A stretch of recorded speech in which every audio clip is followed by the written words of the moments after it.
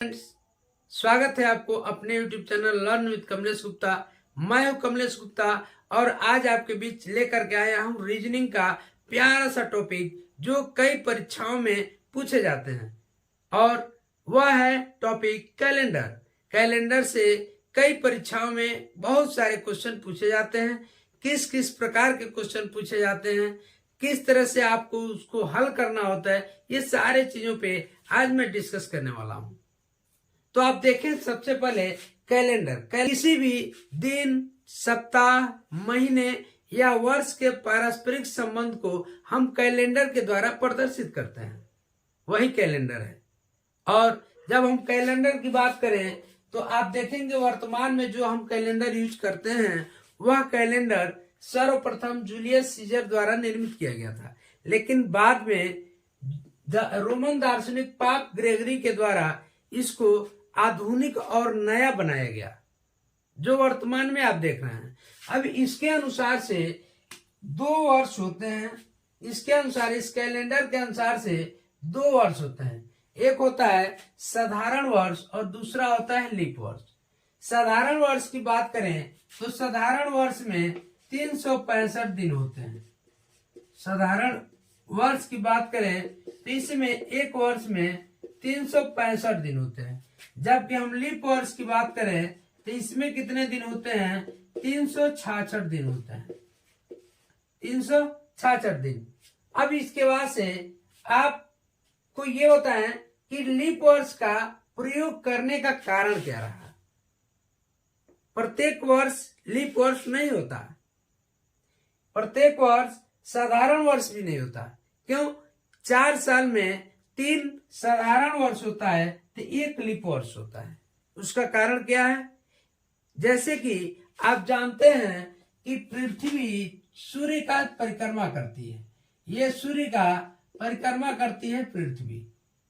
जब इसके वृत्ताकार कक्ष में परिक्रमा कर रही होती है तो इसको पूरा एक परिक्रमा करने में या एक चक्कर लगाने में 365 सही 1/4 दिन का मतलब 365 दिन और 6 घंटे लग जाते हैं। 365 दिन और 6 घंटे। ये 6 घंटे 6 घंटे का जब 4 साल हो जाता है तो चौथे साल 24 घंटा हो जाता है। तो यह 365 की जगह पे अगला वर्ष जो होगा वो 366 का हो जाता है। इसी को हम लीप वर्ष कहते हैं।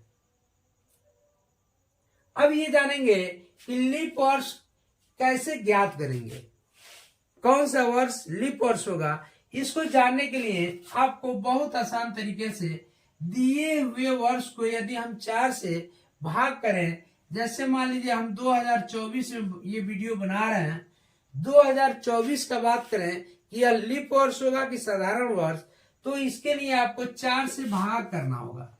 क्या करना होगा? 4 से भाग करना होगा। 4 से ये देखते हैं कि पूरा पूरा कट जाता है। जब पूरा पूरा कट जाता है तो यह लीप वर्ष माना जाएगा। क्यों? दिया हुआ वर्ष यदि 4 से पूरा पूरा विभाजित हो जाता है तो वह वर्ष क्या होगा? लीप वर्ष होगा। यदि नहीं पूरा विभाजित होगा तो वह साधारण वर्ष होगा। अब तो ये हो गया आपका वर्ष में, लेकिन कभी कभी शताब्दी देता है। जैसे शताब्दी का मतलब हुआ 100वां साल, 200, 300, 400, 500, 600, 700 ऐसे करते करते, मतलब ये है कि शताब्दी वर्ष कौन सा लीप वर्ष होगा। तो ये इसके लिए आपको जब शताब्दी वर्ष की बात करें तो आपको 4 से नहीं भाग देना है। क्यों? क्योंकि शतक है। देखिए, 1 शतक, 2 शतक, 3 शतक, 4 मतलब शताब्दी वर्ष है। और शताब्दी वर्ष क्या होता है? 400 से भाग देंगे। यदि वह वर्ष 400 से कट जाएगा तब शताब्दी वर्ष लीप वर्ष होगा।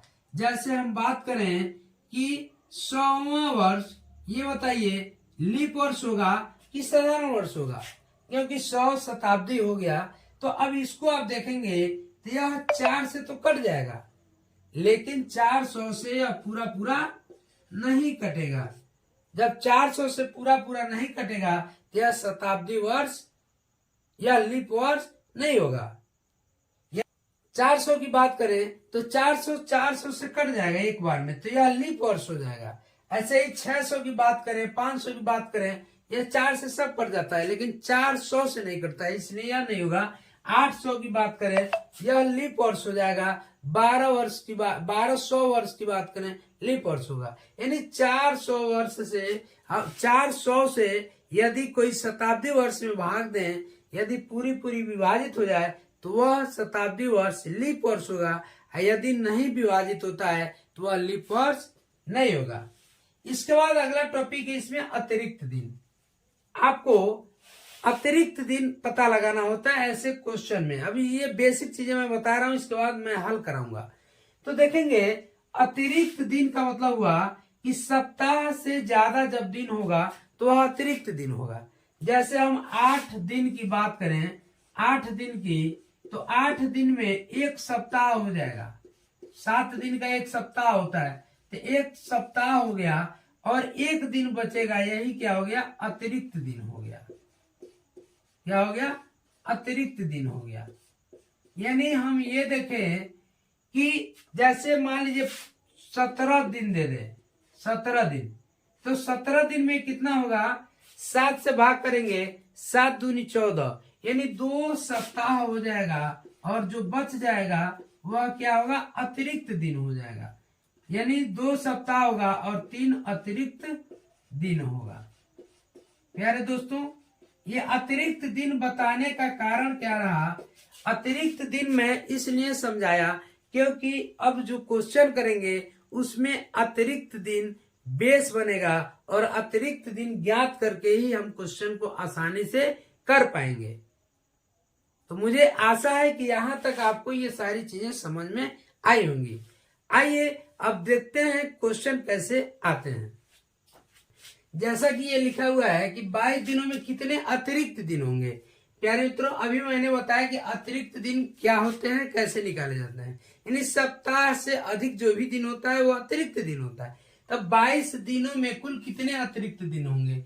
यदि मान लीजिए 22 दिन है, इसमें एक सप्ताह में 7 दिन होते हैं, 7 से हम डिवाइड कर देंगे तो 7 त्रिकी 21, बच जाता है 1। यही जो शेष होता है यह अतिरिक्त दिन होता है। यानी शेष जो बचा वही क्या हुआ? अतिरिक्त दिन हो गया।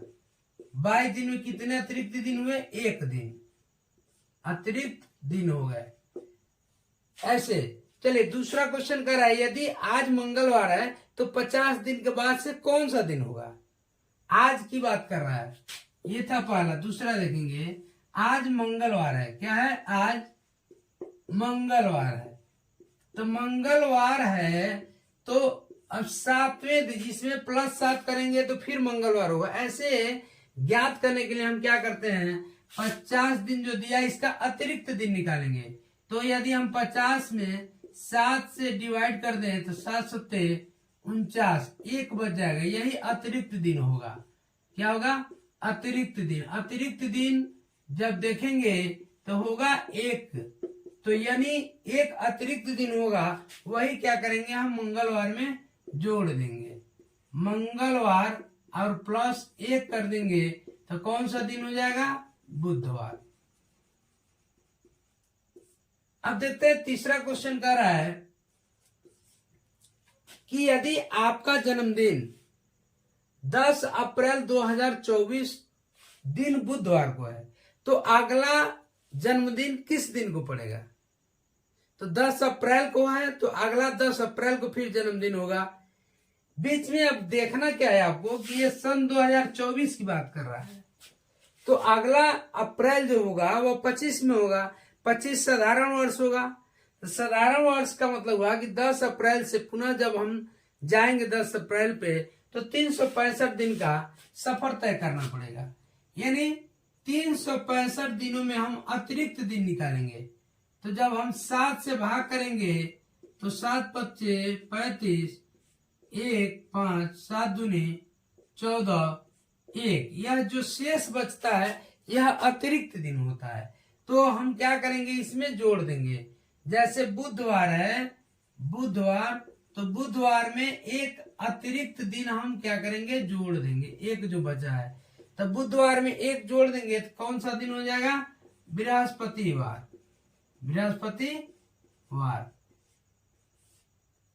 प्यारे मित्रों, अभी तक आपने मेरे इस चैनल को सब्सक्राइब नहीं किया है तो प्लीज सब्सक्राइब कर लीजिए और बेल आइकन का बटन जरूर दबा दीजिएगा, ताकि प्रत्येक वीडियो का नोटिफिकेशन सबसे पहले आप तक जा सके और आप उसको देख सकें। और प्यारा सा लाइक कर दीजिए और अपने मित्रों में, दोस्तों में इस वीडियो को जरा शेयर भी कर दीजिएगा, तो मुझे कहीं न कहीं मोटिवेशन मिलेगा और अच्छा से अच्छा वीडियो मैं आपके बीच लाऊंगा। आइए देखते हैं चौथा क्वेश्चन।